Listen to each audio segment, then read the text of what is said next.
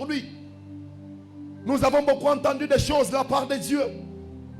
Apparemment, Dieu ne bénit plus. Je peux aller toucher aux fétiches. Je peux m'aider l'église à traîner pour décoller.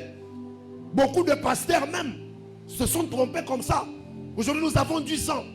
L'église n'évolue pas. L'église n'est pas bénie. Les gens ne viennent pas. Les gens n'ont pas d'argent. Qu'est-ce que je dois faire? Je peux aller aussi voir, n'est-ce pas, des personnes qui peuvent m'aider. Et des personnes ont même touché aux fétiches. Les autres disent parce que j'ai envie de faire tomber les gens. Parce que j'ai envie d'être charismatique. J'ai prié Dieu, ça ne vient pas. Qu'est-ce que je peux faire? Je peux toucher aux fétiches. Je peux chercher des solutions. Et plusieurs sont partis comme ça. Écoutez, le diable peut te laisser tout avoir, mais tenir ton raisonnement. Le diable peut te laisser toucher à l'argent. Le diable peut te laisser travailler. Mais le diable peut toucher à ton esprit. Toucher à ton raisonnement. Et chaque fois quand tu te mets pour raisonner, ce n'est pas Dieu. C'est le diable qui vient dans ton raisonnement pour t'imposer des choses. Aujourd'hui, plusieurs souffrent. Pas parce que Dieu les a imposé la souffrance. Je le répète encore. Plusieurs souffrent à cause de leur raisonnement. Et la Bible dit, soyez transformés. Ça j'aime. Soyez transformés. Lorsqu'on parle d'une transformation, on voit la métamorphose. On voit un changement radical. Alléluia. On voit quelque chose qui quitte d'un état vers un autre. Quand Dieu dit soyez transformés, ça veut dire quoi? Une personne qui avait une certaine manière de voir les choses, cette personne-là prend la décision de voir les choses autrement. Ce qui veut dire que la personne qui veut dire que ça c'est la couleur jaune, alors qu'en principe c'était la couleur blanche, cette personne, quand ses pensées seront transformées, il ne verra plus la couleur jaune parce que Dieu sera en train de travailler dans sa tête. Il y a des personnes qui voient des choses pas d'une bonne manière. Alléluia. Dieu m'a dit que la souffrance de beaucoup de personnes, c'est seulement parce que leurs pensées ne corroborent pas avec ma volonté. Leur pensée n'est pas en synergie avec ma volonté. Et lorsque le diable te laisse raisonner, réfléchir d'une autre manière que la volonté de Dieu, sache bien que tu es le plus malheureux. Même si tu as des moyens. Parce que l'homme, la Bible dit, en réalité dans l'homme c'est quoi? C'est son esprit. Or c'est l'esprit qui nous pousse aussi à bien réfléchir. Si toi ton esprit ne t'amène pas à bien voir les choses, regardez, même quand les situations viennent dans notre vie, il est toujours important de se poser la question, est-ce que je vois les choses de la manière de Christ ou je vois les choses selon mes sentiments? Vous voyez? Parce que les sentiments humains parfois nous donnent toujours l'envie de venger. On m'a fait du mal, je dois aussi rétorquer du mal. Ce monsieur a voulu me tuer. Si j'ai aussi l'occasion, je vais aussi le tuer. Ça c'est les pensées logiques. Alléluia. Les pensées logiques de l'homme. L'homme est toujours à la défensive. Alléluia. On m'a fait du mal. Il y a même des personnes qui ont été touchées par des faux raisonnements. Parce que cette fille m'a beaucoup trompé. Moi aussi je commence à tromper les filles. J'étais en train de parler avec un gars qui dit, papa moi j'étais trop sérieux. Mais une fois j'étais avec une sœur qui me trompait trop. Et depuis ce jour-là, moi aussi je me suis décidé que c'est comme si moi je suis trop bon. Je dois aussi commencer à tromper les filles. Vous voyez? Ça semble être normal, non? On l'a trompé, il ne veut pas être l'embellé, comme le disent les Quinois. Maintenant, en allant tromper d'autres filles, ça profite à qui? Et qui peut être exposé et même vulnérable? N'est-ce pas lui? Le diable, quand il amène ses pensées, il va te faire voir que ce sont des bonnes pensées. Je vous exhorte à ne pas manquer, mais je pense que j'ai beaucoup de choses à dire. Je ne sais pas si je vais terminer ça cette semaine. Regardez.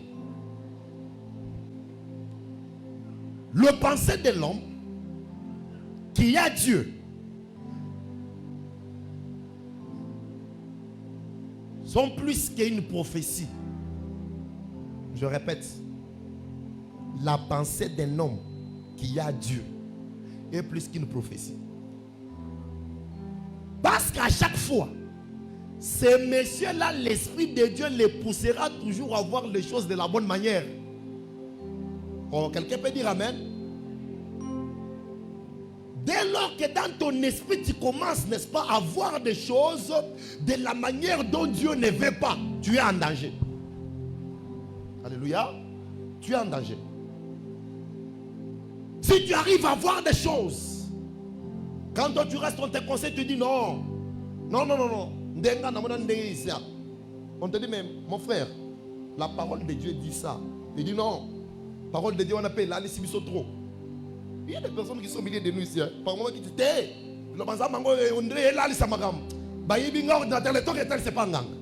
le faux raisonnement.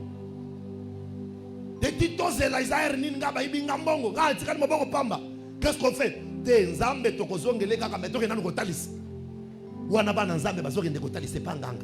Le faux raisonnement. Et en allant là, parce que tu dois comprendre une vérité spirituelle, c'est que quand tu entres dans une maison de féticheur, tu laisses ton ombre là. Alléluia. À tout moment, tu peux voir des retombées, même si tu étais allé accompagner quelqu'un. Voilà pourquoi toutes les personnes qui, même une fois, tu dois toujours parler avec un homme de Dieu pour une prière. Et tu dois toujours te repentir. Parce qu'entrer dans la présence du diable, c'est comme si tu allais adorer sans le savoir. Parce que regardez, quand vous étiez parti, c'est comme vous avez dit. Laissez les babouches à la porte, laissez les chaussures à la porte. Tu es venu accompagner, mais asseyez-vous d'abord sur cette natte rouge. Tu y étais aussi. Vrai ou faux? Et maintenant, qu'est-ce que vous avez, n'est-ce pas, contracté? Parce que le monde des esprits, ce n'est pas un monde comme celle que nous voyons ici. Le monde des esprits, c'est un autre monde qui fonctionne de sa manière. Il suffit seulement qu'un féticheur parfois te salue comme ça. Lui sait ce qu'il va faire. Lui sait ce qu'il a fait. Il y a même des personnes qui essayent, qui tentent, n'est-ce pas, de connaître la capacité spirituelle des autres juste par la salutation. Ça, c'est ce qu'un occultiste m'a dit un jour. Je lui avais posé la question. Comment vous vous connaissez quand vous vous rencontrez pour savoir que celui-ci est de notre secte? Écoutez sa réponse. Il me dit, quand on se salue, il y a un signe que nous faisons. Il y a un signe que je fais avec mon doigt. Et s'il est de notre secte, il va aussi répliquer. Vous comprenez ça? Il y a d'autres choses, enfants de Dieu. Je suis en train de vous inviter à être vigilants. Tu ne dois pas exposer tes pensées aux mauvaises choses. Tu ne dois pas exposer tes pensées aux négativités. Fais-moi grâce, Seigneur. Le faux raisonnement. Mettez en pratique la parole de Dieu. Et ne vous bornez pas à l'écouter seulement. Dès que nos pensées se limitent seulement à écouter et entendre la parole de Dieu, mais nos pensées ne s'exercent pas à mettre cette parole en pratique, bien aimés, nous ne sommes pas des enfants de Dieu. Parce qu'être enfant de Dieu ne se limite pas à l'écoute, mais être enfant de Dieu va jusqu'à